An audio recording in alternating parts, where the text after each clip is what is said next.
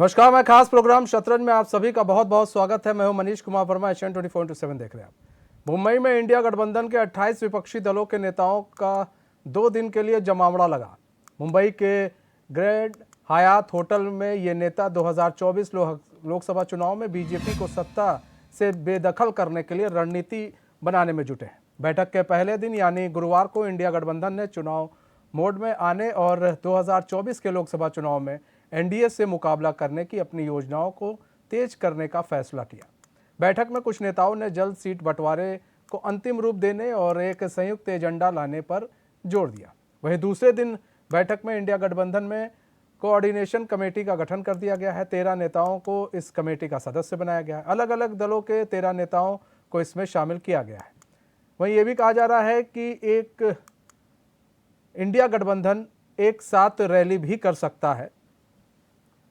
तो कुल मिलाकर देखिए, कई सारी चीज़ें हैं जो इंडिया गठबंधन की जो चल रही है इस वक्त। बैठक आपको बता दें 2 दिवसीय बैठक थी, आज दूसरा दिन था। बैठक में काफ़ी चीज़ों पर चर्चा हुई, काफ़ी चीज़ों पर जो है वहाँ पर बातचीत की गई एनडीए गठबंधन को लेकर। ऐसे में एक चीज़ और भी हम आपको बताएं कि आज अचानक कपिल सिब्बल पहुँच गए। इसको लेकर भी कहा जा रहा है, कांग्रेस के जो कई नेता थे वो भी नाराज दिख रहे थे कपिल सिब्बल को लेकर, लेकिन ये कहा जा रहा है कि उद्धव ठाकरे और के कहने पर वो वहां पहुंचे थे। वहीं दूसरे दिन की बैठक में इंडिया गठबंधन में कोऑर्डिनेशन कमेटी का गठन कर दिया गया है। 13 नेताओं को इस कमेटी का सदस्य बनाया गया है। अलग अलग दलों के 13 नेताओं को इसमें शामिल किया गया है। वहीं ये भी कहा जा रहा है कि जो इंडिया गठबंधन है उसके वो एक साथ रैली भी कर सकती है। इसी बीच कई सारे सवाल उठ रहे हैं। सवाल ये भी हैं कि गठबंधन तो बना लिया गया है और यहाँ पर अरविंद केजरीवाल हो या फिर और कांग्रेस हो, कई सारे नेता हैं, उनका कहना है भाई सीटों के बंटवारे के बारे में पहले बताइए अब आप। तो सीटों के बंटवारे को लेकर भी बात जो है चर्चा जोर पकड़ ली है। लेकिन ऐसे में अब कई सारी चीज़ें देखनी है। इसमें देखना यह भी है कि जो 4 जगह पर विधानसभा चुनाव होने हैं उनको लेकर इनकी रणनीति क्या है वो भी स्पष्ट नहीं है कि अगर जहां पर अब चुनाव होने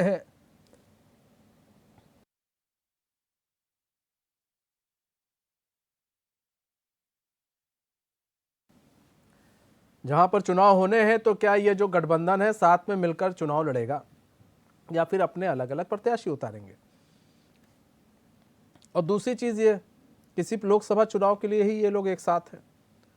और अगर ये लोग एक साथ लड़ते हैं, अभी देखिए कई चीज़ों पर अभी बात भी नहीं हुई, वो भी बता दें आपको कि लोगों पर अभी चर्चा नहीं हो पाई है। अभी जो है संयोजक पर चर्चा नहीं हो पाई है, अभी सीटों पर चर्चा नहीं हो पाई है। तो कुल मिलाकर देखिए कई बातें ऐसी हैं जो अभी आधी अधूरी पर रह गई हैं, अभी उस पर चर्चा नहीं हो पाई है। तो कई सारे सवाल इसको भी लेकर खड़े हो रहे हैं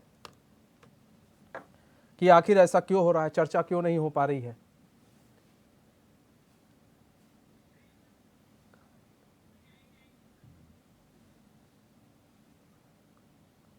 अब सवाल भी है, देखिए अब इसको समझना भी बहुत ज़रूरी है। अगर हम पूरे इस मैटर को समझें और जिस तरह से ये चीज़ें चल रही हैं इंडिया गठबंधन की, लेकिन ये कामयाब कितना होगा। अब बंगाल की अगर हम बढ़ते हैं तो वहाँ पर क्या लेफ्ट और ममता बनर्जी एक साथ आ सकते हैं, एक मंच पर आ सकते हैं, जो एक धुर विरोधी हैं और कट्टर विरोधी हैं। लेफ्ट को उखाड़ फेंका ममता बनर्जी ने, तो क्या एक साथ ये लोग चुनाव लड़ सकते हैं। ये भी एक क्योंकि लेफ्ट की अपनी एक अलग राजनीति होती है, ममता बनर्जी की अपनी एक अलग राजनीति है। तो ऐसे में क्या ये लोग साथ आ सकते हैं, इसको लेकर बड़ा पेच फंसा हुआ है। अब देखिए हम एक चीज़ और हम आपको समझाते हैं। एक तो लेफ्ट हो गया, अब यहाँ पर अरविंद केजरीवाल कह रहे हैं भैया सीटों के बंटवारे की बात कर रहे हैं। तो एक चीज़ और भी है कि क्या सीटों का जो बंटवारा है, सीटों का बंटवारा क्या हो सकता है अरविंद केजरीवाल या कांग्रेस में, क्या सीटों का बंटवारा हो सकता है। ये भी एक है क्योंकि दोनों एक साथ जो है अभी इन लोग की भी दूरी काफ़ी है। ठीक है, हमारे साथ राजेंद्र सागर जुड़ चुके हैं, कांग्रेस के प्रवक्ता हैं।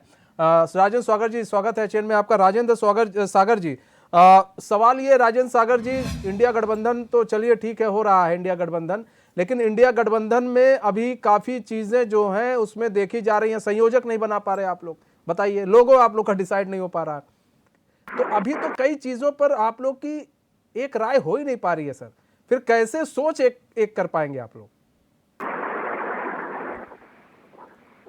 मनीष जी, जैसे यहाँ तक हुआ है वैसे आगे भी धीमे धीमे सब हो जाएगा। अभी 3 स्टेप्स में इतना कुछ हुआ है, अभी आगे और जो रह रही चीजें वो भी क्लियर हो जाएंगी। वो भी सारी चीजें सबके सहयोग से और आपसी सहयोग से सब हो जाएगा जैसे अभी तक हुआ है ना। अभी केवल मीटिंगों का दौर ही चल रहा है और उसी पर इतनी घबराहट जो है एनडीए को और बीजेपी को इतनी घबराहट हो गई है, समझे, कि आगे आने वाले समय में पता नहीं क्या होगा, कैसे होगा। ये घबराहट तो बीजेपी के पास है ना। अब इसको अगर आप भी जो है जोड़ेंगे तो आगे आने वाली चीजें अभी आने वाले समय में क्लियर हो जाएंगी। अभी तीन बैठकों में ये क्लियर हुआ, बाकी आगे आने वाले समय में भी सब सहमति से सब कुछ धीमे धीमे हो ही रहा है, देखिए, और धीमे धीमे यहाँ तक आए हैं। अब आगे की लड़ाई जो है वो भी साथ मिलकर लड़ी जाएगी। नहीं, ऐसे में अभी 4 राज्यों में चुनाव होने हैं, तो ये जो 4 राज्यों में चुनाव होंगे, थोड़ा मुझे समझाइएगा, ये जो 4 राज्यों में चुनाव होंगे और उन राज्यों में जो चुनाव होने हैं उसमें क्या इंडिया गठबंधन के तहत चुनाव लड़ा जाएगा या फिर अलग अलग चुनाव लड़ा जाएगा? मनीष जी, अभी ये जो है अभी ये गर्व की बात है, राजनीति में भविष्य की बात है, ये आगे क्या होगा, किस तरीके से होगा। लेकिन ये मेन जो है 2024 के लिए केंद्र के चुनाव के लिए ये गठबंधन बना है। बाकी राज्य लेवल पे क्या होता है क्या नहीं होता वो आगे आने वाली बैठकों में सब क्लियर हो जाएगा। अभी 3 बैठकें हुई हैं, उसके आगे जो भी बैठकें होंगी, जो भी नेतृत्व हाईकमान का जो जिस तरीके से भी आपस में समझौता होगा वो सब आगे आने वाले समय में आप लोगों के पास भी पहुंच जाएगा। तो अभी कोई भी जल्दबाजी की बात नहीं है। अभी जो है अभी लोकसभा के चुनाव के लिए खास तौर से फोकस किया गया है और लोकसभा के चुनाव के लिए ही इंडिया गठबंधन जो है खास तौर से बना है इंडिया को बचाने के लिए। लेकिन ऐसे में राजेंद्र भाई देखिए, आप लोग तो कह रहे हैं लेकिन सोच काफी डिफरेंट है। अरविंद केजरीवाल कह रहे भैया सीटों का बंटवारा कब होगा, वो तो कह रहे सीटों का बंटवारा जल्दी होना चाहिए, क्योंकि उनको भी लग रहा है कि ये पहले हम लोग तो देखें, सीटों के बंटवारे की तो बात कर ले, सीटों का बंटवारा तो हो जाए। अभी तो यार सीटों का बंटवारा ही नहीं हो पा रहा है। आप अभी मीटिंग कर रहे हैं, फिर और मीटिंग करेंगे, फिर और मीटिंग करेंगे, तो मीटिंग का ही करेंगे, फोटो सेशन करवाएंगे या फिर कुछ होगा भी, हला भला होगा भी? नहीं, सब हो रहा है। आप देखिए धीमे धीमे कहां से कहां आ गए और आगे भी सब होगा। और ऐसा कुछ नहीं है, किसी में कोई मतभेद नहीं है। केजरीवाल जी पहले ही पूरी तरीके से सपोर्ट कर चुके हैं और कह चुके हैं, तो कहीं भी कोई भी शख्स हुआ नहीं है। सारे लोग जो है आज पहले बार में 16 थे, उसके बाद 26 हुए और 28 हुए, हो सकता है आगे और भी बढ़ जाए। सारे लोगों का इंतजार करके अभी धीमे धीमे लोग जो है आ रहे हैं। उन्हें मालूम है कि देश को और संविधान को हमें बचाना है, तो इंडिया गठबंधन के साथ आना है। तो धीमे धीमे सारी चीजें क्लियर हो जाएंगी, इसमें कोई भी शख्स हुआ नहीं है। और आने वाले समय में अभी सारी चीजें जो है विस्तार से सब क्लियर कर दी जाएंगी। राजेंद्र भाई, सिर्फ मतलब अब तो यहाँ पर सिर्फ ये हो रहा है कि आप लोग सिर्फ मतलब पहुँच तो रहे हैं, लेकिन वहाँ पर जो चीज़ें हैं वो क्लियर नहीं हो रही हैं अभी 1-2 चीज़ों को छोड़ दी जाए तो अभी क्लियर नहीं है। एक तो आपका हो गया, आप लोगों ने जो नाम रखा उसकी बात कर ले, वो ठीक है, नाम हो गया। और अब जो है कोऑर्डिनेशन के लिए कमेटी का गठन किया गया है, 13 नेताओं को इस कमेटी में बना दिया गया। और ऐसा भी कहा जा रहा है कि एक मंच से अब आप लोग एक साथ वो भी कर सकते हैं, रैली भी आप लोग की प्रस्तावित हो सकती है। अभी उसमें संशय है, लेकिन अब वो कब है वो तो। लेकिन इसके अलावा छोड़ दिया जाए तो किसी चीज़ पर अभी बात आप लोग की नहीं बन पा रही है। 3 मीटिंग हो चुकी है सर, कम थोड़ी ना है। और ऐसा नहीं है कि एक ही दिन होती है मीटिंग, 2 दिन 3 दिन मीटिंग चलती है आपकी, इससे पहले भी हुई है। जब एक परिवार जुड़ रहा है, एक नया परिवार बन रहा है, तो परिवार में लोगों के जो है कुछ शिकायत भी होती है, कुछ अलग अलग मत भी होते हैं, तो वो सारी चीजों पे जब एक साथ एक चीज के लिए एक लक्ष्य होता है सबका, तो वो सब एक साथ जो है एक स्टेज पे आ जाते हैं और सारी चीजें जो है सब सॉल्व कर ली जाती हैं, उसमें कोई दिक्कत नहीं है। और आने वाले समय में जो भी होगा बहुत अच्छा होगा और अच्छे परिणाम भी होंगे 2024 में। समझे, ये जो है ज्यादा चिंता करने वाली बात नहीं है। सारे दल जो है सब जितने भी अभी तक जुड़े हैं सब एक स्वर में, सबका एक ही मत है और एक ही कहना है कि देश की जो है देश को भ्रष्टाचार मुक्त कराना है। जिस लेवल पे आज भ्रष्टाचार पहुंच गया है, जिस तरीके से दोस्तों को फायदा पहुंचाया जा रहा है, उससे मुक्त कराना है। और जो संविधान में जिस तरीके से आज छीटाकशी हो रही है संविधान के ऊपर, चाहे वो पीएमओ ऑफिस से हो और चाहे मंत्रियों द्वारा हो, तो ये बहुत सारी चीजें हैं। सारी चीजें जो है धीमे धीमे क्लियर हो जाएंगी, कोई चिंता वाली बात नहीं है। यहाँ तक आए हैं और आगे भी साथ चलेंगे। नहीं, साथ तो चलने की बात कर रहे हैं, लेकिन साथ कैसे चलेंगे? लेफ्ट के साथ बिल्कुल ममता साथ बनर्जी चलेंगे, कैसे चल पाएंगी? सब साथ चलेंगे, सबका लक्ष्य एक है। लेकिन ममता बनर्जी सबका कैसे चल लक्ष्य पाएंगी? एक है। बात तो यहाँ पर है ना। और आप कैसे आम सबका आदमी पार्टी लक्ष्य के साथ है चल देश पाएंगे? बचाना। सबका लक्ष्य है मनीष जी देश बचाना और इस संविधान को बचाना। तो सारे लोग एक साथ इसीलिए इस मंच पे आए और सारे, कोई किसी में जो है कड़वाहट नहीं है और सारी चीजें जो है धीमे धीमे क्लियर हो जाएंगी। हाँ, एक बात जरूर है कि केवल मीटिंगों भर से ही आज बीजेपी के अंदर, एनडीए के अंदर वो बौखलाहट और घबराहट पैदा हो गई है कि उन्हें समझ में ही नहीं आ रहा करें क्या। रोज नए नए सबूते छोड़े जा रहे हैं, इतना जरूर हो गया है। और आगे जो भी होगा वो अच्छा होगा, देश के लिए बहुत अच्छा होगा। सारी चीजें फाइनल हो जाएगी, कोई चिंता वाली बात नहीं है। तो एनडीए सबका में लक्ष्य है। एनडीए में घबराहट कैसी है? एनडीए में कहाँ डर लग रहा है आपको कि एनडीए डर गया अरे आपसे? अरे देखिए ना, रोज कहीं कभी कोई सी बात करते हैं, कभी अभी 5 दिन का सेशन बुलाने के लिए, विशेष सत्र बुलाने के लिए बात हो रही है, कभी कोई सा सबूत छोड़ा जा रहा है, कभी कोई सा मतलब भ्रमित करा जा रहा है। जो लोग आज इंडिया के जो गठबंधन पे लोग निगाहें लगाए हुए हैं, पूरा देश निगाहें लगा हुआ है, उसको जो है भ्रमित करने का काम एनडीए और जो है खास तौर से बीजेपी के लोग कर रहे हैं और जबरदस्ती की ज्ञानबाजी और ये वो सब होना शुरू हो गया है। तो ये कहीं ना कहीं एक घबराहट और बौखलाहट तो सामने देखने को मिल ही रही है, जिससे कोई जो है मना नहीं कर सकता है। राजेंद्र भाई, ये सारे लोग तो देख रहे हैं, पूरा देश देख रहा है। राजेंद्र भाई, ये तो आप लोग गठबंधन नहीं भी बनाते तब भी वो स्टंट करता, वो भाई वो सत्ता पक्ष वाले वो छूट देते, क्योंकि चुनाव आ रहा है, छूट तो उनको देनी थी। वो तो आप गठबंधन बनाते ना बनाते उससे उन्हें मतलब थोड़ी ना है। ऐसा क्या आप लोग ने गठबंधन में कर दिया कि सोनिया गांधी पहुंच गई या फिर नीतीश कुमार पहुंच गए, खड़गे पहुंच गए, राहुल गांधी पहुंच गए, तो उससे बहुत डर गए? नहीं, आप देखिए 28 एक राजेंद्र भाई, आपको रोकना चाहेंगे। कैप्टन आई सिंह भदौरिया भी जुड़ चुके हैं, भाजपा के प्रवक्ता हैं। कैप्टन आई सिंह भदौरिया जी, स्वागत है चैन में आपका। जी राजेंद्र भाई, अपनी बात पूरी करें। 28 दल एक साथ आए और वो भी इस देश की राजनीति के परिपक्व जो 28 दल है, जिनके पास अपना वोट बैंक है, जिनके पास अपने सांसद हैं, विधायक हैं, ऐसे 28 दल साथ आए और धीमे धीमे और भी साथ आ रहे हैं। आप देखिए जिस तरीके से कुछ लोग कांग्रेस से जो नाराज थे वो भी धीमे धीमे जो गठबंधन के साथ आ रहे हैं। राजेंद्र भाई, पार्टी इसमें में वही दल है, है। राजेंद्र भाई सुनिए ना, इसमें तो वही दल है जो बीजेपी से इस वक्त जान रही है सबसे ज्यादा खतरा है ममता बनर्जी। बंगाल के अंदर बीजेपी ने एक अपना अच्छा होल्ड बना लिया, ममता बनर्जी को खतरा लग रहा है बीजेपी से, वो आपके साथ है। नीतीश कुमार तो गठबंधन में थे, जीत गए उनके साथ, बाद में फिर दल बदल दिया, उनकी तो आदत है, उनके ऊपर तो कोई भरोसा भी नहीं करता है। तो फिलहाल वो भी कहीं ना कहीं बीजेपी से डरे हुए हैं। कांग्रेस का भी कमोबेश यही, कांग्रेस का भी तो यही है ना। बीजेपी तो आप लोग को दे रही टक्कर, और कौन दे रहा है आप लोग को टक्कर? मनीष जी कैसी बात करते हैं, बिहार के मुख्यमंत्री हैं माननीय नीतीश जी।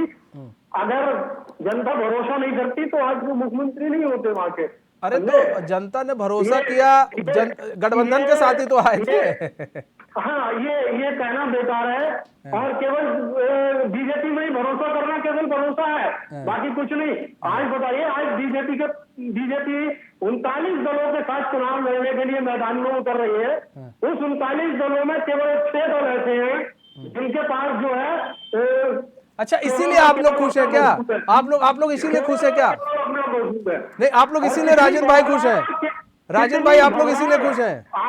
अरे पूरे देश की जनता खुश है कि जो इंडिया में मुद्दे उठाए हैं। ठीक है, और जिस ठीक है। उस पे पार्टी नहीं तो आप लोग जो नहीं, आप बेरोजगारी के मुद्दे उठाए, हम उस पर आएंगे, चर्चा करेंगे। ठीक है, कैप्टन आई सिंह भदौरिया जी। ठीक है राजेंद्र भाई। कैप्टन आई सिंह भदौरिया जी, भाई इंडिया गठबंधन से आप लोग डरे हुए, मुंबई में लगातार 2 बैठक हो रही है, आज भी बैठक चली रही है, और सबसे बड़ी चीज़ ये है कि यहाँ पर आज कोऑर्डिनेशन के लिए जो है एक कमेटी का गठन कर दिया गया है। 13 नेता भी उसमें है। अब कह रहे हैं कि अब एक साथ ये नेता दिखेंगे भी एक मंच पर। लगता है संपर्क टूट गया हमारा कैप्टन आई सिंह जी से, हम दोबारा संपर्क साधेंगे। राजेंद्र सागर जी, देखिए सवाल ये भी है ना कि बीजेपी की अपनी एक अलग मोनोपोली है, एनडीए की अलग मोनोपोली, आपकी एक अलग मोनोपोली है। अब सवाल ये है कि जितने भी गठबंधन आप साथ में लेकर चल रहे हैं उनमें आपस में समन्वय नहीं है, क्योंकि आपका आम आदमी पार्टी से कोई बेहतर रिश्ता नहीं है, ये जग जाहिर है, किसी से छिपा नहीं है। लेफ्ट से लेफ्ट और ममता बनर्जी और कांग्रेस से भी संबंध अच्छे नहीं है, ये भी आपको मालूम है। ये तो अब गठबंधन के लिए साथ आ रहे हैं। और बात कर लिया जाए कि और भी जो गठबंधन है यहाँ पर जो चल रहे हैं, आप महबूबा मुफ्ती की बात कर ली जाए, महबूबा मुफ्ती जुड़ चुके हैं हमारे साथ। आते हैं राजेंद्र सागर जी, हमारे साथ जुड़ चुके हैं। कैप्टन आई सिंह जी, सवाल ये कैप्टन आई सिंह भदौरिया जी कि ये जो गठबंधन इन लोग का चल रहा है और ये गठबंधन की जो मीटिंग हो रही है उससे काफी डरे हुए हैं आप लोग, ऐसा कांग्रेस का कहना है, आप लोग काफी डर गए हैं। देखो, ये इनकी सोच है। बाकी हमारा जो गठबंधन है, भारतीय जनता पार्टी की जो सरकार है, वो अपने कामों में और राष्ट्र के प्रति एक ऐसी सोच रखती है जिससे राष्ट्र का विकास हो, राष्ट्र देश की जनता का विकास हो। देश की जनता आज जितना हमारे ऊपर विश्वास कर रही है, इनके गठबंधन को अच्छी तरह से लोग समझ चुके हैं कि ये गठबंधन नहीं, ये सब ठगबंधन है। जो सब वो लोग इकट्ठे हो रहे हैं जो कहीं ना कहीं डरे हुए हैं। हम क्यों डर जाएंगे? हमें डरने की जरूरत कहाँ आ रही है, क्योंकि इनके पास ऐसा कुछ ना तो कोई इनके पास एजेंडा है और ना ही इन पार्टियों ने कुछ ऐसा देश के लिए करके दिखाया कि जिससे हमें डरना पड़े। क्योंकि इन्होंने तो सिवाय देश को लूटा है, जिनकी सरकारें प्रांत में है तो उन्होंने प्रांत को लूटा है। आज इनकी सबकी जांचें चल रही हैं, सब ज्यादा से ज्यादा इनके नेता रेल पे हो रहे हैं, तो इनसे डरने की जरूरत किसी को है ही नहीं। ये खुद अपने आप को बचाने के लिए घूम रहे हैं, इसलिए तो ये सब इकट्ठे हुए हैं। नहीं, इकट्ठे नहीं होने की जरूरत कहाँ है। आप बड़े सोचने वाली बात है कि जिनका केंद्र में इनके साथ जो पार्टियां हैं, 13 पार्टियां तो ऐसी हैं कि जिनका केंद्र में एक भी सांसद नहीं है और फिर भी इनके वो गठबंधन में जुड़ रही हैं। तो वो कारण सिर्फ यही है, और ये भी उनका सहारा ले रहे हैं कि हम तुम्हें बचाएं, तुम हमें बचाओ। बाकी ये जानते हैं अच्छी तरह से कि 2024 में इनका हर्ष जो आज है इससे भी बुरा होने वाला है। बाकी ये कहते रहते ही हमसे डर गए। अरे तुम्हारे पास ऐसा है क्या जिससे हम डरेंगे? एक चीज तो बताओ कि तुम्हारे पास एक अच्छा नेता नहीं है। एक भी पार्टी बता दो जो ईमानदार हो, जिसने अगर जितने दिन सत्ता हासिल की और जनता के लिए काम हो। तो डरने वाली एक बात तो बताया करो कि इससे डर गए। तुम्हारे पास कुछ है ही नहीं, हम डरेंगे किससे? तो ये मन बहलाने के लिए करते रहते, लोगों को सुनाने के लिए कि एनडीए हमसे डर गया, एनडीए डर। अरे जनाब, कुछ करके दिखाओ तब तो हम डरेंगे। खाली भ्रष्टाचार करोगे? हाँ, ये जरूर है कि तुम्हारे भ्रष्टाचार से आज पूरा देश डरा हुआ है, पूरा देश सहमा हुआ है कि ये जितना भी जो गठबंधन है इसने भ्रष्टाचार इतना किया है कि अगर दोबारा गलती से फिर आ गए तो फिर ये यही हालत करेंगे। तो इस बात से पूरा देश डरा हुआ है। ये कह रहे हैं, सही कह रहे हैं कि देश पूरा इससे डरा हुआ है कि ये दोबारा फिर आ गए तो फिर लूटेंगे, फिर देश को बर्बाद करेंगे, फिर जनता को परेशान करेंगे। तो राजेंद्र सागर जी, एक देश एक चुनाव विशेष सत्र बुलाया जा रहा है, ऐसे में आप लोग किस तरह से देख रहे हैं? पहले मैं भदौरिया जी की बात का जवाब दे दूं। हाँ। आप 13 दलों की बात कर रहे हैं, आपके पास 17 दल ऐसे हैं जिनके पास 1% भी वोट बैंक के नहीं है। सात दल ऐसे हैं जिनके पास एक एक दो विधायक हैं। बाकी सांसदों की तो बात ही छोड़ दीजिए। आपने किस मजबूरी में ये एनडीए में जो 39 दल इस समय जोड़े हैं वो आप खुद जानते हैं। और जहां तक भ्रष्टाचार की बात है ना, तो भ्रष्टाचार तो अभी 2024 के बाद पता चल जाएगा जब फाइलें खुलेंगी कि किसने भ्रष्टाचार किया है। आज ये पूरे देश की कमान एक आदमी के पास है, पूरे देश का पैसा एक आदमी के पास है। आपको अडानी के अलावा कुछ दिखता ही नहीं है। आज कल राहुल जी ने प्रेस कॉन्फ्रेंस करके एक एक चीज क्लियर की थी, जो विदेशी अखबार आज आपके ऊपर उंगली उठा रहे हैं, आपको बता रहे हैं कि किस कब तक क्या क्या किया है, और आप जो है इस तरीके की बात कर रहे हैं, आप भ्रष्टाचार की बात कर रहे हैं। आप अपना भ्रष्टाचार देखिए, आपको जवाब नहीं दे मिलेगा 2024 के बाद कि क्या क्या आपने देश में इस गुल खिलाए हैं। और ये जो आपने गुल खिलाए हैं ना, जो 2024 के बाद खुलेंगे तो बच्चे लग जाएंगे इसमें, जो आपने भ्रष्टाचार इस देश में किया है। आज कैट की रिपोर्ट है, आप देख लीजिए। कैट की रिपोर्ट में खुद आप देखिए कितने हाई लेवल पे भ्रष्टाचार हुआ है, कितनी चीजों में भ्रष्टाचार हुआ है, कितने घोटाले हुए हैं। ये मैं नहीं कह रहा हूं, ये कैट की रिपोर्ट कर रही है। अगर एक एक चीज आपको गिनाने बैठूंगा तो डिबेट का टाइम भी कम पड़ जाएगा, समझे। और आप भ्रष्टाचार की बात कर रहे हैं। अरे हम तो वहां से देश आजाद करा के यहाँ तक ले आए, और आप लोगों ने 9 साल में उसको बेच दिया। इतना बनाया हुआ आपने करा क्या है इस 9 सालों के अंदर? आपने बेचने के अलावा कुछ नहीं करा है। आपने झूठ बोला है, फरेब करा है देश के साथ, इसके अलावा कुछ नहीं किया है। और आज आप इतने सीधे बन गए हैं और आज आप इस तरीके की बात कर रहे हैं। अरे देश हमसे नहीं, देश आपसे डरा हुआ है कि हमने इनको जो है सत्ता सौंपी और इन्होंने 9 साल में जो है हमारे देश का कैसा बेड़ा गर्क किया है, किस तरीके से देश को बेचा है, आज पूरी दुनिया देख रही है, समझे। और आप भ्रष्टाचार की बात कर रहे हैं, आप पूरे भ्रष्टाचार में लिप्त हैं। और 2024 में जब परतें खुलेंगी तो आपको खुद पता चल जाएगा और ये दुनिया देखेगी, समझे। आप एक चीज की कैट की रिपोर्ट आप देख लीजिए, समझे। आप जितने खुलासे हुए सब में घोटाला। आप बताइए, 1-1 किलोमीटर की सड़क 250-250 करोड़ में बन रही है, 1 किलोमीटर की सड़क। अरे ये क्या है, हैं? आपने जो नाके लगा रखे हैं वो लूट का अड्डा बना रखा है। आपने जनता का कोई छोड़ा ही नहीं है। ये तो कांग्रेस की देन है, जो कांग्रेस ने ये महंगाई बेरोजगारी के मुद्दे उठा के आज आपको घबराहट पैदा हुई तो आपने सिलेंडर पे 200 रुपए कम कर दिए। लेकिन देश जान चुका है कि ये सिलेंडर 2000 का भी हो जाएगा अगर इनको दोबारा ले आए। तो देश आज आपको सबक सिखाने के लिए तैयार बैठा हुआ है, और आप कहीं ना कहीं आपके अंदर डर बैठा हुआ है। उस डर का नतीजा है कि आप वन नेशन और वन चुनाव की बात करते हैं। अच्छा, एक मिनट राजेंद्र भाई एक सवाल है। राजेंद्र भाई एक सवाल है, आपके यहाँ राहुल गांधी ने भारत जोड़ो यात्रा निकाली थी। आप लोग उसकी काफ़ी बात करते हैं भारत जोड़ो यात्रा की कि काफ़ी सफल रहा, ये रहा वो रहा, तमाम तरह की बातें की जाती हैं आपकी तरफ से। अब सवाल ये है राजेंद्र सागर जी कि चलिए बीजेपी ने तो कोई काम नहीं किया, वो डर गई है इसलिए वो गठबंधन कर रही है डर के मारे। लेकिन राजेंद्र भाई हम सवाल आपसे ये जानना चाहते हैं, आप बता रहे हैं कि आपके समय में ही सारा काम हुआ, विकास हुआ देश का, देश में रोजगार बढ़ गया, देश में एम्स आ गया, देश में आईआईटी आ गया, तमाम तरह की चीज़ें आप गिनाते रहते हैं। बावजूद इसके आपको किस बात का डर सता रहा है कि इतने लोगों के साथ गठबंधन करने पर मजबूर हो गए? आप तो एक बड़ी पार्टी है, राष्ट्रीय पार्टी, अकेले लड़ लेती इन लोगों से, और आप चाहते तो जीत जाते, आपके पास तो काफ़ी सारी चीज़ें थी। किस बात का आपको डर है? आपको क्यों जरूरत पड़ रही है आज ममता बनर्जी की? कल तक जो गाली दे रही थी, राहुल गांधी पर सवाल उठा रही थी, इधर से अधीर रंजन चौधरी सवाल उठा रहे थे, आज उनकी जरूरत क्यों पड़ रही है? आप अकेले लड़ लीजिए। क्यों आपको डर लग रहा है कि बंगाल में आपका अस्तित्व नहीं है तो हमको वहां पर क्या होगा? आपको डर लग रहा है उत्तर प्रदेश में अखिलेश के साथ नहीं जाएंगे तो क्या होगा, वहां पर अस्तित्व नहीं है? तो आप लड़ सकते हैं ना, क्यों आप लोग डर क्यों रहे? आप लोग को किस बात का डर है, हम ये जानना चाहते हैं राजेंद्र। अकेले भी तो लड़ा जा सकता है चुनाव, ठीक है। चलिए बीजेपी तो डर रही है, आप कह रहे हैं, हम मान लेते हैं बीजेपी डर रही है, आप लोग क्यों डर रहे हैं? मनीष जी, कांग्रेस को किसी चीज का डर नहीं है।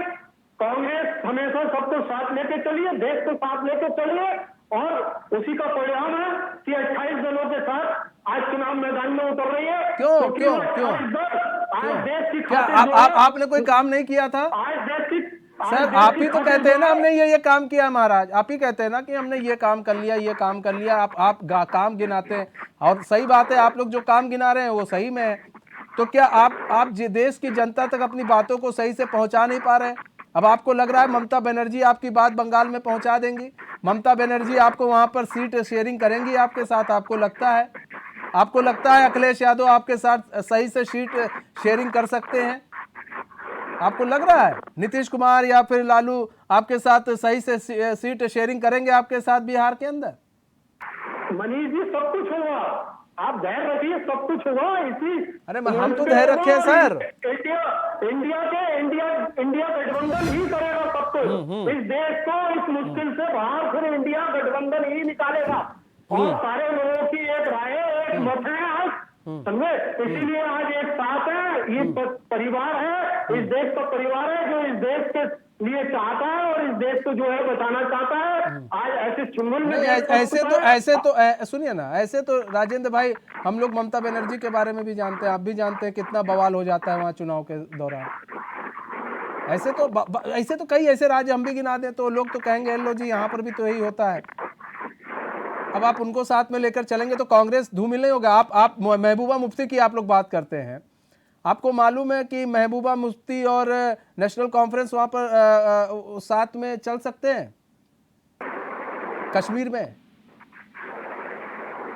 देखिए, जब सारे लोग खुद ब खुद आज एक मंच पे हैं, सारे लोग एक बात कर रहे हैं केवल देश को और संविधान को बचाना है, तो किसी का कोई आपसी वो नहीं है। इसीलिए सारे लोग आज एक मंच पे हैं जिसका नाम है इंडिया गठबंधन के मंच पर। इसीलिए सारे लोग हैं क्योंकि उन्हें दिख रहा है आज देश को जरूरत है हमारी, और देश की खातिर सब देश को आपकी जरूरत, ठीक है, अपना स्वार्थ छोड़ के सारे लोग आज एक मंच देश को आपकी जरूरत है या आपको गठबंधन की जरूरत है? कैप्टन आई सिंह भदौरिया जी आते, राजेंद्र भाई, स्वार्थ की राजनीति नहीं हो रही है। कैप्टन आई सिंह भदौरिया जी, देश को इनकी देश को जरूरत है या इनको गठबंधन की जरूरत है?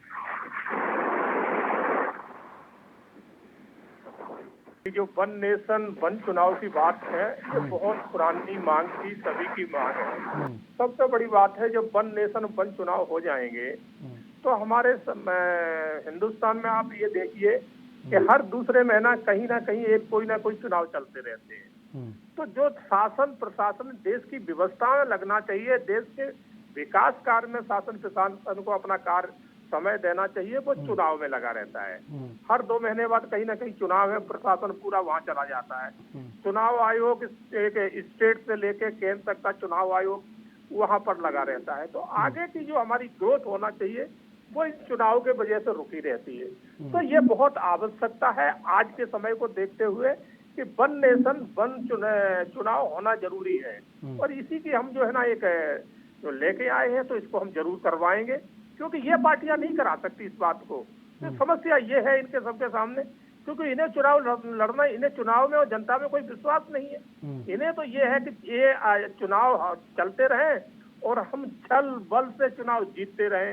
अगर बंगाल का चुनाव एक अकेले प्रांत का होगा तो वहाँ हम आराम से जो है ना मन मर्जी से अपने बूथ कैप्चरिंग है, जो भी जितना भी वहाँ लूट कर सकेंगे। राजस्थान में भी ये यही चाह रहे हैं। तो ये जब एक साथ चुनाव होंगे उस टाइम इनके ये सारे मंसूबे ठंडे हो जाएंगे, इस तरह की ये कारगुजारी कर नहीं पाएंगे। इसलिए ये वन नेशन वन चुनाव से घबरा रहे हैं। लेकिन गुगली भी तो आप लोग ऐसे समय पे फेंक रहे हैं, एकदम ऐसे समय पर आप लोगों ने भी तो गुगली फेंक दिया कि अब उसका ये लोग क्या करेंगे।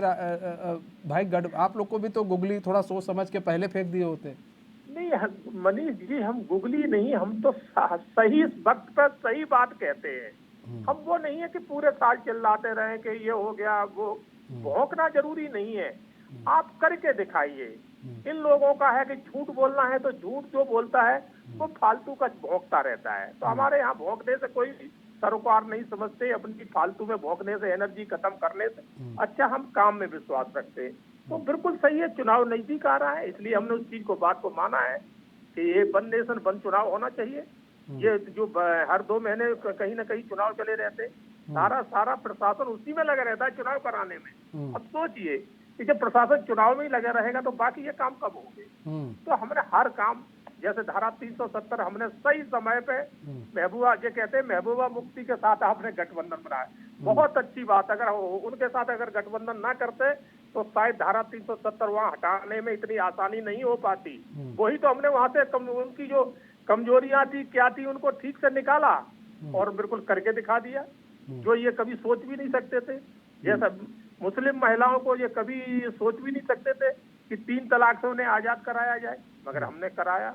इसी तरह से हम बहुत सारे देश में जो है ना आम जनता के लिए जो सुविधाजनक कानून है वो हम लेके आए, जो कभी ये सोचते ही नहीं थे। हाँ, इन्होंने किया है, ऐसी बात नहीं कि इन्होंने कार्य नहीं किए, इनके कार्य में आपको गिनती कराता हूँ।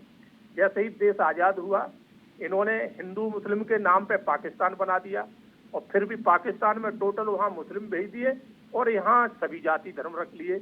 उसके बाद वहाँ फिर यही वही समस्या पैदा हो गई, यहीं पर मन नहीं भरा इनका। फिर इन्होंने कश्मीर में धारा 370-35 से लगा के वहाँ कश्मीर को पूरे देश से काट दिया और मुस्लिमों को वहाँ पूरा ताकत दे दी। फिर भी मन नहीं भरा, फिर उन्होंने मुसलमानों के लिए एक वक्फ बोर्ड बनाया कि हिंदुस्तान की कोई भी जमीन हो जहाँ ये चाहे उस पर कब्जा कर सकते हैं, ये उनके लिए दिया। फिर इन्होंने उनके लिए हज हाउस बना दिया।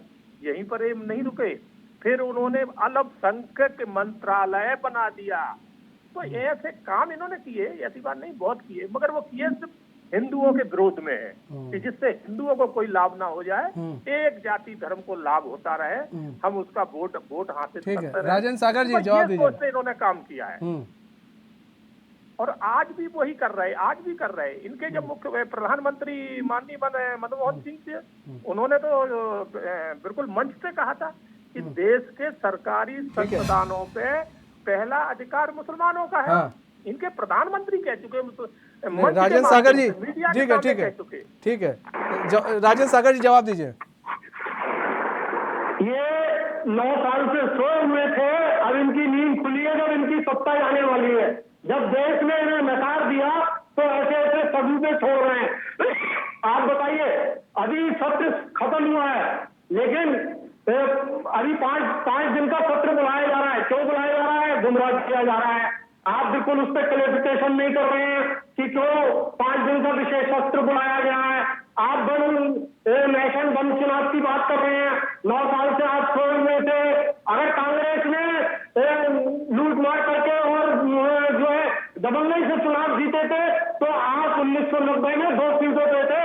आज जो 302 सीटें लिए घूम रहे हो, ये कांग्रेस की देन है, जो लोकतंत्र को जिंदा रखे हुए थे, संविधान को जिंदा रखे हुए थे। समझे? आपकी तरह ये जो है जिस तरीके की आप राजनीति कर रहे हो, और आप बात पाकिस्तान की करते हो। अगर पाकिस्तान नहीं होता तो आप राजनीति कैसे करते? आपको तो एक राजनीतिक पैतरा मिला हुआ है। आप बात चीन की क्यों नहीं करते? आपने चीन के हवाले 4000 स्क्वायर किलोमीटर जमीन कर दी और एक उस पे चीन का 4 बोलने को तैयार नहीं है। कौन सी लाल आंखें दिखाई? अभी जो पूरी दुनिया ने देखा कि विदेश के अंदर क्या हुआ था, वहां पर किस तरीके की लाल आंखें दिखाई गई थी। ये आप क्या नहीं, विदेश में किसने लाल आंखें दिखाई थी राजेंद्र भाई? विदेश में किसने लाल आंखें दिखाई थी राजेंद्र भाई? विदेश में किसने लाल? देखिए ना, आपने देखा नहीं, पूरी दुनिया ने देखा। जो फोटो वायरल हुआ, जो वीडियो वायरल हुई, पूरी दुनिया ने देखी कि किस तरीके से लाल आंखें दिखाई जा रही थी चाइना को। आज चाइना ने जो है आपका तो भारत दिखा रहा था ना लाल आंखें, भारत दिखा रहा था ना कि चाइना कहाँ दिखा पा रहा था। कौन सी लाल आंखें थी जो चाइना इतना डरा हुआ था? वो बैठे हुए थे आराम से सोते थे। नहीं बैठना चाहिए, जमीन पे बैठना चाहिए राजेंद्र भाई। नहीं ज्यादा अब खड़ा हुआ कौन था ये भी देख लीजिए। और आज जो चीन ने जो नुस्खा जारी किया है उसमें आंध्रा आपको लेके जारी किया हुआ है। आप क्या करते हैं? 4600 स्क्वायर किलोमीटर जमीन इंडिया की चीन गंवा लिया है। आपने क्या किया? सर राजेंद्र भाई, आप लोगों ने भी बहुत कुछ गिफ्ट किया है, उस पर चर्चा कर लें। उस पर भी करेंगे तो दिक्कत हो जाएगी। राजेंद्र भाई, आपने बहुत कुछ, आप लोगों ने तो बहुत कुछ गिफ्ट कर दिया है ना। दूसरी चीज ये, हमें देख के आप कर रहे हो। आज सुनिए ना, अब इनसे हम जवाब लेते हैं भदौरिया जी से। आपको देश में सब बागडोर यहाँ तो राजेंद्र भाई आपके पास सबूत भी है। ठीक है, हम जवाब ले लें। ये चीन वाला मैटर आज खत्म करते हैं। रुकिए एक मिनट राजेंद्र भाई, चीन वाला matter. Captain I Singh Bhadauria ji, देखिए सवाल ये है कैप्टन आई सिंह भदौरिया जी, बार बार राहुल गांधी कहते हैं, कांग्रेस कहती है और भी विपक्षी दल के नेता ये कहते हैं कि चीन ने काफी जमीन हमारी कब्जा कर ली है। ऐसे में या तो सर ये जहां पर ये कह रहे हैं कब्जा कर ली है वहां पर तो कोई नेता जाए वहां पर, पहली बात, या तो उस चीज को लेकर क्या नाम है इनके ऊपर, इन लोग के ऊपर या तो कार्रवाई की जाए सर। अगर ऐसा नहीं होगा तब तो फिर हम लोग क्या समझेंगे सर कि आप लोग कार्रवाई नहीं कर रहे हैं, ये लोग झूठ बोल। अगर आप लोग कहते हैं झूठ बोल रहे हैं तो कार्रवाई कीजिए इन पे, 420 का केस डालिए इन पर, देश को गुमराह करने वाला केस डालिए इन पर। तो सर कुछ तो कीजिए, वरना फिर हम लोग को कैसे पता चलेगा ये सच बोल रहे हैं कि झूठ बोल रहे हैं।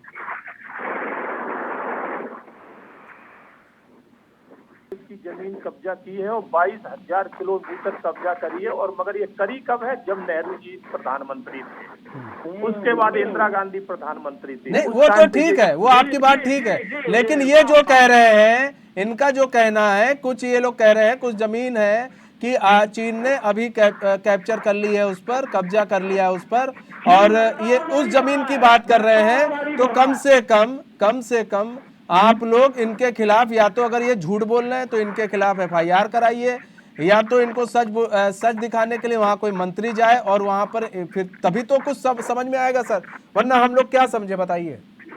मनीष जी, ये झूठ के अलावा सच तो कभी बोलना जानते नहीं, टोटल झूठ बोलते हैं। जब से 9 साल 10वां साल चल रहा है, भारतीय जनता पार्टी के कार्यकाल में जमीन कब्जा करना तो बहुत बड़ी बात है। चाइना हमारी जमीन की तरफ देख भी नहीं पा रहा है, तो ये बौखलाए हुए हैं। अब सबसे बड़ी बात है, इनको एक बात बता दूं, झूठ बोलते हैं फिर ये माफी बहुत जल्दी मांगते हैं। राहुल गांधी ने कोर्ट में 1 बार नहीं 10 बार कोर्ट में माफी मांगी है झूठ बोलने के ऊपर, लिखत में माफी मांगी है राहुल गांधी ने। ये नहीं कि मैं बारवली कह रहा हूँ, आप गूगल सर्च मार लेंगे तो दिखाई दे जाएगा कि हाँ सर, हाँ जानते हैं। हाँ, राहुल गांधी ने माफी मांगी है कोर्ट में। तो ये झूठ बोलने में माहिर है। जहाँ देखते हैं कि फंसने लगे, हमारे ऊपर मुकदमा हो रहा है, तुरंत माफी मांग लेंगे, हाथ पैर जोड़ देंगे। ये लोग मॉरल नहीं, इनका कोई मॉरल नहीं है। ये वो है कि लोगों के ऊपर कीचड़ फेंक दो और भाग जाओ। कीचड़ फेंकने वाले लोग, इनके हाथ में कुछ है नहीं, झूठ सच जानते नहीं है बोलना। नेता इनके पास कोई है नहीं, देश के प्रति इनकी कोई नीति है नहीं, बस झूठ बोलना है, जाति धर्म तुष्टीकरण की राजनीति करना जानते हैं। इससे आगे इनके पास कुछ है नहीं। आज कांग्रेस में राहुल के अलावा है क्या? कोई नेता है? इनसे पूछो राजन भाई से, तुम्हारे पास कोई एक ऐसा नेता है जो देश के ऊपर यकीन कर सके? एक नेता बता दे। राहुल पे तो कोई मानता ही नहीं है। राहुल को तो देश क्या समझ चुका है वो मैं अपने मुंह से नहीं कहूंगा, पूरा देश जानता है। इसके अलावा ही बताओ इनके पास कोई नेता हो? तो सिर्फ अब इनके पास झूठ बोलना रह गया है। 2024 अभी तो इन पे कुछ सीटें भी हैं। नहीं भदौरिया जी, देखिए झूठ, सुनिए ना, ये झूठ बड़ा गंभीर है। इस बात को आप लोग शायद नहीं समझ रहे हैं। ये झूठ बड़ा गंभीर है, और अगर ये झूठ बोल रहे हैं कि एक मिनट राजन भाई, एक मिनट, ये झूठ बड़ा गंभीर है। अगर ये झूठ बोल रहे हैं कि लद्दाख के पास जमीन वो कब्जा कर ली है चीन ने, तो इस पर तो कार्रवाई बनती है भदौरिया जी, वरना तो ये आप तो कैप्टन रह चुके हैं, आप तो सेना के जवान रह चुके हैं, आपको तो मालूम है कितना गंभीर झूठ है। इससे तो ये तो देश में एक अलग तरह से अराजकता फैला देगी। मैं मनीष जी वही कह रहा हूँ आपको कि हमारे सेना भी जानती है, हमारा डिफेंस मिनिस्टर भी जानता है, सब जानते हैं कि हमारी एक जमीन कोई कब्जा कर ही नहीं सकता है। क्योंकि आज हमारे सैनिक जिस तरह पे तटस्थ खड़े हैं, वो ऐसा मुंह तोड़ जवाब देते हैं चाइना के सैनिकों को कि उनकी हिम्मत नहीं पड़ती। आपने देखा होगा, आपके पास भी तो उसमें से कुछ पिकें होंगी कि गलवान में किस तरह से हमारे सैनिकों ने उनके ऊपर लठ बजाया था, भागने का रास्ता नहीं मिला था। मगर इनकी तो आदत है। रफेल पे भी राहुल गांधी ने झूठ बोला था कि रफेल में जो है ना बहुत बड़ी रिश्वत खाई गई है, और फिर उसी रफेल पे जाके सुप्रीम कोर्ट में राहुल गांधी ने लिखत में माफी मांगी, चौकीदार चोर कहा। लेकिन भदौरिया जी, ये नहीं, राफेल का मुद्दा देखिए गंभीर था, आप लोग कोर्ट तक चले गए, किसी ने याचिका दाखिल कर दी गई, ऐसे में ये भी मुद्दा गंभीर है। इसमें तो जवाब देना पड़ेगा कि अगर ये राहुल गांधी सही बोल रहे हैं, राहुल गांधी की बात में सच्चाई है, तब तो सरकार जवाब दे। अगर सच्चाई नहीं है तो राहुल गांधी जवाब दे कि भैया तुम लेकर चलो कहां पर है। इनसे तो आपको कहना चाहिए कि नहीं भैया लेकर चलो, तुम बताओ कहां पर जमीन तुम कह रहे हो कब्जा है। राहुल गांधी को तो साथ में सेना को लेकर जाना चाहिए कि तुम चलो। मनीष जी, हाँ। राहुल गांधी को उनकी पार्टी के लोग ही सीरियस नहीं लेते हैं, तो देश की जनता क्यों सीरियस लेती? दुनिया जानती है कि पूरे वो क्या बोलते हैं, खुद नहीं समझते कि हम क्या बोल रहे हैं। सदन में कभी वो ठीक से बोलना नहीं आया। सदन में जिस तरह की हरकतें करते हैं, शायद एक जो पागल व्यक्ति होगा वो ही करेगा उस तरह की हरकतें सदन में। तो राहुल को कोई सीरियस नहीं लेता है और राहुल का कोई वजूद नहीं रहा है देश की राजनीति में। तो इसलिए उनकी बातों से अभी मैं इनसे राजनीति से एक सवाल पूछे, चाइना के साथ के आपके क्या संबंध है? राजीव गांधी फाउंडेशन में चाइना फंड को देता था। ठीक है राजेंद्र सागर जी, ठीक है, एक मिनट राजेंद्र सागर जी, एक मिनट सुनिए ना राजेंद्र भाई, सुनिए ना राजेंद्र भाई, मेरी बात तो सुन लीजिए। ठीक है राजेंद्र भाई, मेरी बात तो सुन लीजिए। ठीक है राजेंद्र भाई सुन लीजिए राजेंद्र भाई, ठीक है राजेंद्र भाई सुनिए। ठीक है राजेंद्र भाई सुनिए ना कि ये सवाल ये है कि आप चाइना को अभी आप इंडिया गठबंधन पे हम लोग बात कर रहे हैं कि अभी तो कोई चीज़ आप लोगों में तालमेल नहीं बैठ पा रहा। इधर आप लोगों ने कई मुद्दे डिसाइड किए होंगे कि भाई इस मुद्दे पर चुनाव लड़ा जाएगा, अभी वो मुद्दे भी सामने नहीं आ पा रहे हैं कि इस मुद्दे पर चुनाव लड़ेंगे। बहरहाल अगर आप लोग चाइना का मुद्दा उठा रहे हैं, इंडिया गठबंधन के थ्रू भी उठाएंगे चाइना का मुद्दा, तो आपके पास तो कोई सबूत होगा ना। आप भी जाइए कोर्ट में जाइए, कहिए कि यहाँ पर जमीन कब्जा है और ये सरकार झूठ बोल रही है। मनीष जी खुद अभी आप देखिए, खुद चाइना ने नक्शा जारी किया है, इससे बड़ा और सबूत क्या है सर? हम भी तो नक्शा जारी करते हैं सर, हम भी तो नक्शा जारी करते हैं सर, हम भी तो नक्शा जारी करते हैं सर, हम भी नक्शा जारी करते हैं, हम भी नक्शा जारी करते हैं ना। हमारे नेता झूठ का सहारा नहीं लेते हैं। आज आप जो बात कर रहे हैं, आप गूगल पे अभी डाल के देखिए, पता चल जाएगा किसान झूठ बोल रहा है। गूगल पे देखिए डाल के किसान सबसे बड़ा झूठा है, अभी किसका नाम आता है अभी पता चल जाएगा। मुझे कहने की जरूरत नहीं है ये। अरे राजीव गांधी फाउंडेशन, मुझे कहने की जरूरत नहीं है। आपने किस तरीके से देश को लूटा है और पूरी संपत्ति एक आदमी के हवाले कर रखी है।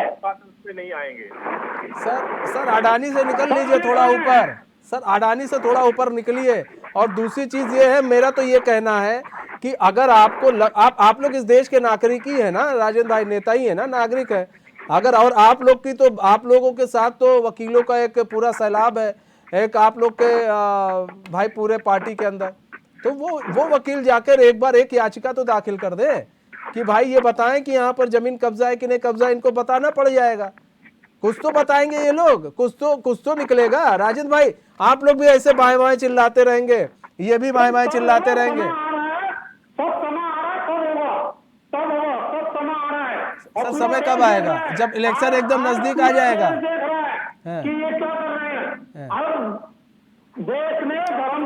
अरे सर आप लोग के यहाँ, सर सुनिए ना, सीसीटीवी कैमरा थोड़ी ना लगा रखा है आप लोगों ने अपने आगे पीछे कि देश सब देख रहा है, हम सब जान रहे हैं, देश का मूड बदल गया है।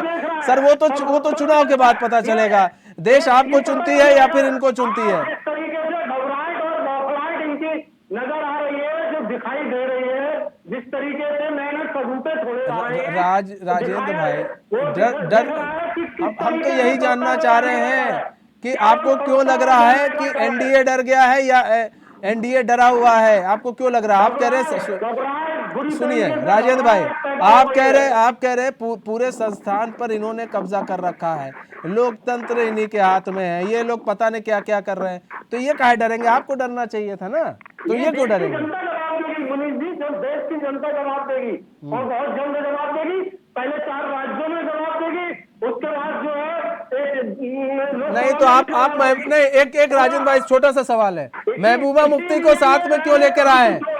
महबूबा सुनिए, अब राजेंद्र भाई अब सवाल सुन लीजिए, महबूबा मुफ्ती को साथ में लेकर क्यों आए हैं? आप इनसे पूछिए, इन्होंने सरकार इन्होंने गलत किया। अब चलिए, अब आप बताइए ना, आप अब सुनेंगे नहीं राजेंद्र भाई। इन्होंने सरकार चलाई थी, अब ये तो थे में आ गए। इनको अभी इन्होंने जो चलाया था, इन्होंने गलत किया, ठीक है, चलिए इनका खामियाजा भी भुगतना पड़ा इनको। लेकिन राजेंद्र भाई, सवाल ये है कि महबूबा मुफ्ती आपके साथ क्यों आ रही है? 370 जब आप लोग आ जाएंगे तो हटा देंगे, हाँ या ना? ये सब भविष्य के गर्व की बातें हैं सर भविष्य का गर्द नहीं है सर, क्या कुछ भविष्य का गर्द नहीं है? अब तो चुनाव नजदीक है, बोलना पड़ेगा हाँ या ना।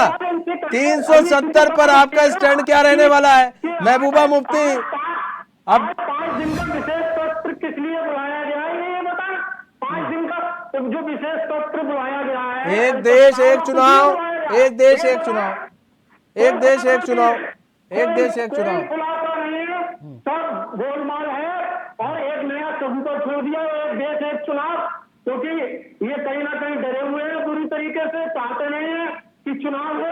अभी समझे, ये कोई 2 दिन का या 4 दिन का या महीने भर का खेल नहीं है, इसमें समय लगेगा, एक लंबा समय लगेगा। राजेंद्र भाई आप लोग सुनिए ना, वो ठीक है, एक लंबा समय 370 हटाने में भी आप लोग कह रहे थे लग जाएगा, ठीक है, इतने सदियों लग गए थे 370 हटाने में, हट गया। फिलहाल सुनिए ना राजेंद्र भाई, सुनिए ना राजेंद्र भाई, आप लोगों को क्या अभी जो आपके पार्टी के वरिष्ठ लीडर हैं या फिर आपके गठबंधन के लोग हैं, क्या उनको अभी पता नहीं है कि हमें किस रास्ते चलना है?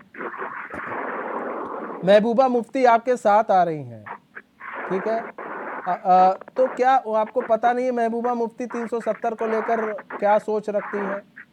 अगर आप लोग सही सोच रखते हैं तो आप लोग कहिए, नहीं 370 के मामले में बात करेंगी तो हम बात नहीं करेंगे। अब उसके लिए अगर उसके बाद आपको जुड़ना है तो जुड़िए, या तो 370 को लेकर आप लोगों को अभी भी कुछ है, 30 है तो वो भी बताइए।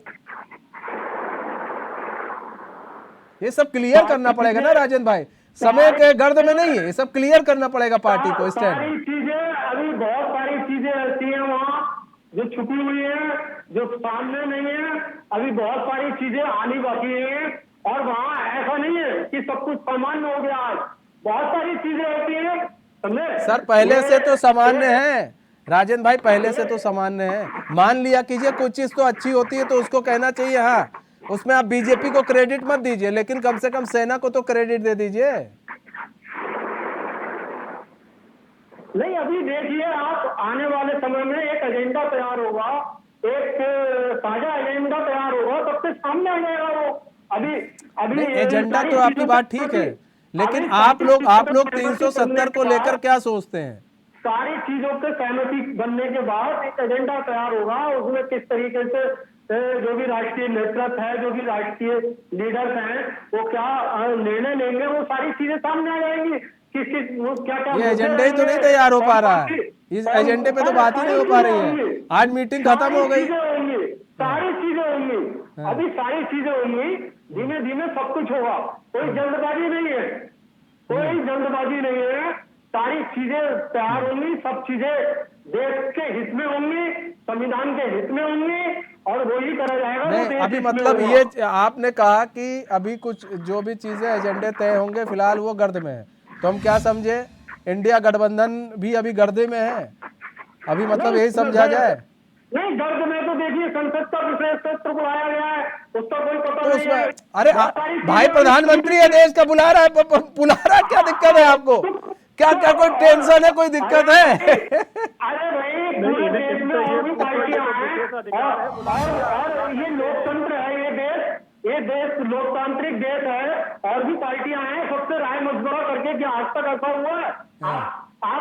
आप स्वयं नहीं है वो, आप स्वयं में अगर वो है, स्वयं भी बनना चाह रहे हैं, तो इसीलिए ये सारे सभी को छोड़ रहे हैं। ठीक है, ठीक है, ठीक है, 10 सेकंड भदौरिया जी, 10 सेकंड सर, जल्दी से जवाब दे दिए, 10 सेकंड सर, समय कम है। बिल्कुल, ये देश की जरूरत है वन नेशन वन देश चुनाव की, और इसीलिए सत्र बुलाया जा रहा है। हम देश हित में सत्र बुला रहे हैं। ये शायद भूल गए, इंदिरा गांधी ने संविधान को बदलने के लिए स्पेशल सत्र भी नहीं बुलाया था, और सेकुलर शब्द संविधान में भी डाल दिया था, तो तब ये भूल गए क्या? जब बाबा भीमराव अंबेडकर ने जो संविधान लिखा था उसको उसमें निकाल के जबरदस्ती सेकुलर शब्द इंदिरा गांधी ने डलवाया था। तो ये अपनी पहले करनी देख ले। हम संविधान को संविधान मानते हैं, देश का संविधान सर्वोपरि होता है, मगर इनके यहाँ संविधान अपनी सुविधा अनुसार चलाया जाता था। तो ये लोग क्या बात करेंगे, ये चाइना के साथ मिले हुए हैं, चाइना की बात करते हैं, हमारे सैनिकों का अपमान ठीक है करते सर, हैं। समय कम है। बहुत बहुत धन्यवाद आप दोनों मेहमानों का हमारे साथ जुड़ने के लिए और अपना बहुमूल्य समय हमें देने के लिए। तो हमारे इस खास पेशकश में बस इतना ही। मुझे दीजिए इजाजत। तो खबरों के साथ बने रहने के लिए देखते रहिए चैनल न्यूज़। नमस्कार।